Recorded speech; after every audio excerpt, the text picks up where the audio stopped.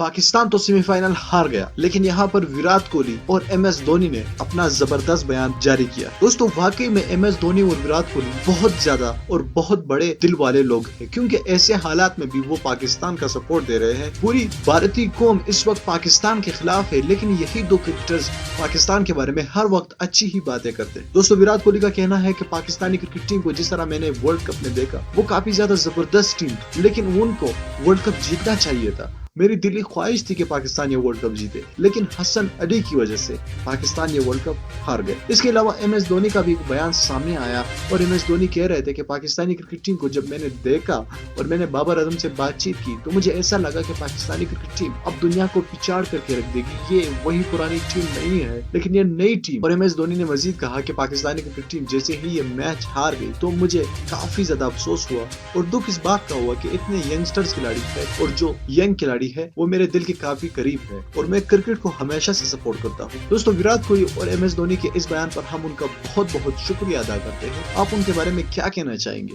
नीचे comment box में अपने राय से आगाह कीजिए। इस वीडियो को लाइक कीजिएगा। चैनल को मजीद वीडियोस देखने के लिए जरूर सब्सक्राइब।